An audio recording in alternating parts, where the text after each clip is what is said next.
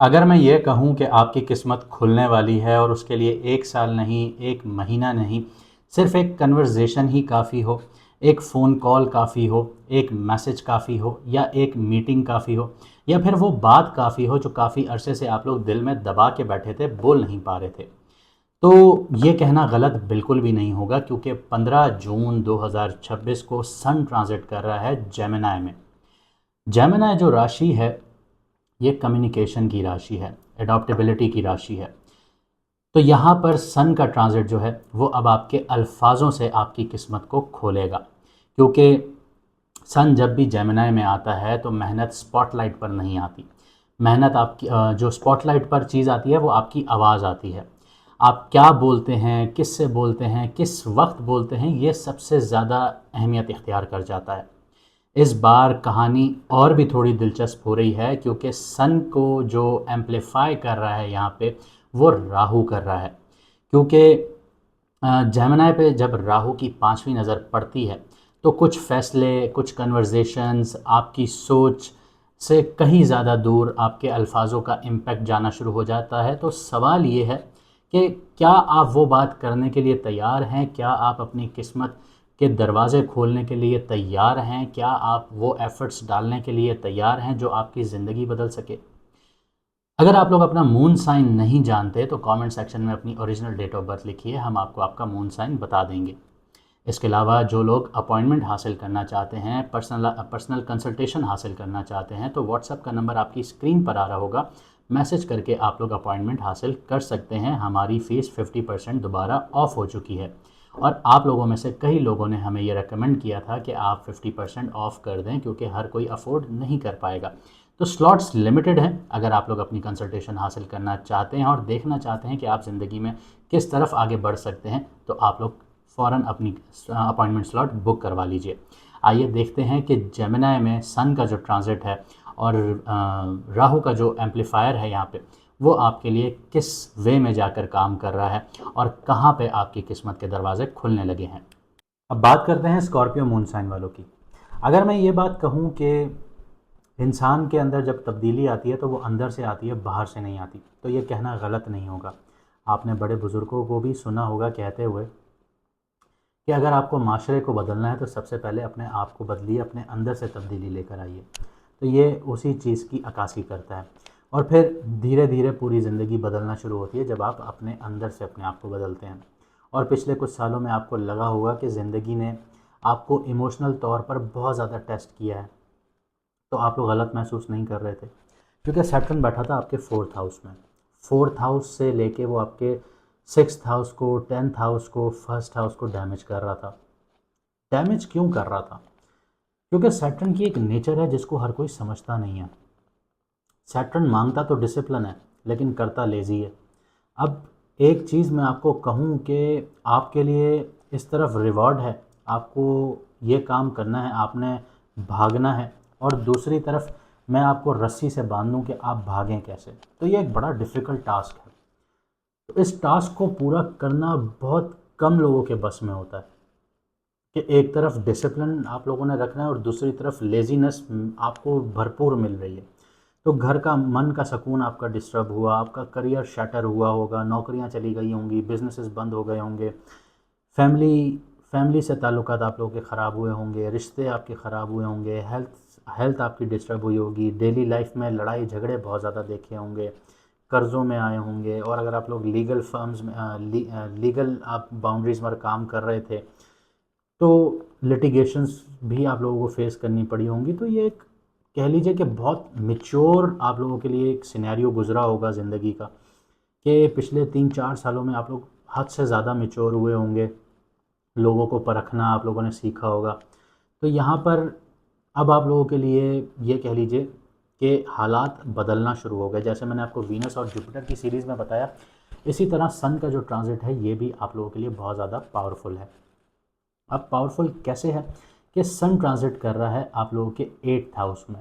8th house intense है, जैसे आप लोगों की पर्सनालिटी इंटेंस है क्योंकि आप लोगों का बेसिक ज़ोडिक स्ट्रक्चर देखें तो 8 आपकी पोजीशन है, तो 8th हाउस होता इंटेंस है, ट्रांसफॉर्मेटिव का घर होता है। आप लोग अपने सीक्रेट्स हर किसी से एकदम से नहीं बताते, आप लोग बहुत लॉयल होते हैं। आप लोग दूसरों को इंटरफेयर करना पसंद नहीं करते अपनी ज़िंदगी में। आप लोग किसी से प्यार करेंगे, किसी के लिए जीना चाहेंगे तो बहुत इंटेंसिटी के साथ आप लोग ये सारी चीज़ें करेंगे। मतलब किसी भी चीज़ में शिद्दत हो ना तो वो आपका नाम है कि आप लोगों ने शिद्दत से करनी है। तो ये चीज़ आप लोगों के ऊपर भरपूर बैठती है। और यहाँ पर जब 8th हाउस एक्टिवेट होता है तो 8th हाउस आपके इनहेरिटेंस के मामला एक्टिवेट करता है। आपका 8th हाउस जो है आपके इन लॉज के साथ मामला एक्टिवेट करता है, आपकी ट्रांसफॉर्मेशन एक्टिवेट करता है, ये एनजाइटी को भी ट्रिगर करता है, ये आपकी रिसर्च के मामला को एक्टिवेट करता है, ऑकल्ट साइंसेस को एक्टिवेट करता है। तो यहाँ पर काफ़ी चीज़ें हैं जो एक्टिवेट हो जाती हैं और सडन वे में एक्टिवेट होती हैं और ये बड़ा अनप्रिडिक्टेबल घर होता है। अब मैंने आपको कहा कि ये पॉजिटिव वे में हो सकता है। पॉजिटिव वे में क्यों हो सकता है? क्योंकि राहु जो है वो 4th एस्पेक्ट से 5th एस्पेक्ट से आपके 8th हाउस को देख रहा है। 8th हाउस क्या है? जेमिनी। सन क्या कर रहा है? सन यहाँ पे ये कर रहा है कि अंधेरों में अगर आप सन को रखेंगे तो वो अपनी रोशनी तो दिखाएगा। तो ऑब्वियसली सी बात है, 8th हाउस अंधेरा है, गुप्त अंधेरा है, लेकिन सन यहाँ पर रोशनी लेकर आया। तो रोशनी लेकर आया और राहु जो है वो धुआं है और यहाँ पे एलिवेट कर रहा है सन को। जो भी चीज़ होगी एक्सट्रीम वे में जाकर होगी, पॉजिटिव नेगेटिव दोनों का इम्पैक्ट एक्सट्रीम वे में होगा। लेकिन इम्पैक्ट कहाँ से आएगा? इम्पैक्ट आपकी ज़बान से आएगा, आपके अल्फाजों के चुनाव से आएगा। और अगर वो अल्फाजों के चुनाव अच्छे नहीं होंगे तो वो इम्पैक्ट नेगेटिव होगा। और अगर अल्फाजों के चुनाव पॉजिटिव होंगे और बहुत अच्छी कन्वर्सेशन होगी तो वो इम्पैक्ट बहुत पॉजिटिव होगा। अब इम्पैक्ट आएगा किन चीज़ों पे, इसको देखते हैं। इम्पैक्ट आएगा आपके इनहेरिटेंस के मामला पर, आपके फाइनेंशियल रिस्ट्रक्चरिंग पर, आपके इन लॉज के साथ मामला पर, आपके बजटिंग पर, आप लोगों के रिसर्च के मामला पर, आप लोगों के, अगर आप लोग इंजीनियर हैं तो आप लोगों के करियर पर, अगर आप लोग सर्जन्स हैं तो आप लोगों के करियर पर। इसके अलावा सन जो है वो सिर्फ आपके 8th हाउस को इम्पैक्ट नहीं कर रहा, आपके 2nd हाउस को भी इम्पैक्ट कर रहा है। और ये बड़ी खूबसूरत सी एक ट्रांजिशन है। 2nd हाउस क्या है? आपका बैंक बैलेंस है। 2nd हाउस क्या है? आपके अल्फाज हैं। 2nd हाउस क्या है? आपकी सेल्फ वर्थ है। 2nd हाउस क्या है? आपकी मेमोरी है, आपकी स्टोरेज है। 2nd हाउस क्या है? आपके रिलेटिव्स हैं। अब यहाँ पे बात वही आ जाती है, कम्युनिकेशन, अल्फाज। आप अपने दरवाज़े खोलना चाहते हैं, बंद करना चाहते हैं, चाबी आपके हाथ में है। अल्लाह ताला कहते हैं कुरान पाक में कि जो भी तुम फैसले लेते हो उसका नफ़ा नुकसान तुम्हारे लिए है, तुम ही उसका भरपाई करोगे, चाहे नफ़ा है या नुकसान है। तो आप लोगों को भरपाई करनी है। अपने अल्फाजों का चुनाव देख लीजिए। हमारे माशरे का एक ये कह लीजिए कि सबसे बड़ा ड्रॉबैक ये है कि हमारे अल्फाजों का चुनाव अमूमन और बेशतर बाहर बहुत अच्छा होता है, घर में बहुत ख़राब होता है, जिसकी वजह से हमारे रिलेटिव्स के साथ रिश्ते ख़राब हो जाते हैं, घर में रिश्ते ख़राब हो जाते हैं, हस्बैंड्स के वाइफ़ के साथ ख़राब हो जाते हैं, वाइफ़ के हस्बैंड्स के साथ ख़राब हो जाते हैं, बच्चों के माँ बाप से ख़राब हो जाते हैं, माँ बाप के बच्चों के साथ ख़राब हो जाते हैं। तो एक क्योटिक ज़िंदगी है। क्या यहाँ पे सबसे ज़्यादा इम्पॉर्टेंट है? ज़बान, अल्फाज। नबी पाक सल्लल्लाहु अलैहि वसल्लम ने फरमाया था कि अपनी ज़बान से किसी को तकलीफ़ मत देना, क्योंकि ये है तो एक नरम गोश्त लेकिन तलवार से ज़्यादा तेज़ चलती है। तो अल्फाज अगर आपके अच्छे हुए तो ये ट्रांज़िट आपको बहुत आगे पुश कर देगा। और अगर ये अल्फाज का चुनाव गलत हुआ तो ये ट्रांज़िट आपको पीछे धकेल देगा, आगे नहीं जाने देगा, रोक देगा। जो अपॉर्चुनिटीज़ आपके पास आ रही हैं वो एक वक्त के लिए आएंगी तो सही, क्योंकि जुपिटर और वीनस बहुत पावरफुल हो चुके हैं, लेकिन ये एकदम से आके हाथ से निकल जाने वाली चीज़ होगी, सस्टेन नहीं करेंगी। तो इस चीज़ को आप लोगों ने सस्टेन करवाना है, क्योंकि अगर ये चीज़ आप लोगों ने नहीं की तो आप लोग अपनी परेशानियों से आज़ाद नहीं होंगे और कैद हो जाएंगे।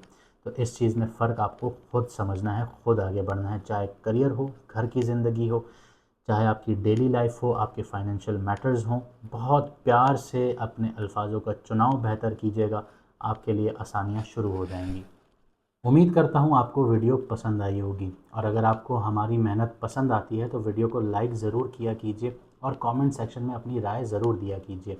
अपने दोस्तों के साथ भी शेयर किया कीजिए ताकि उनको भी लाइफ की डायरेक्शंस हासिल करने में आसानियाँ हों। मुझे दीजिए यहाँ से इजाज़त, मिलते हैं अगली वीडियो में सितारों के सफ़र पर।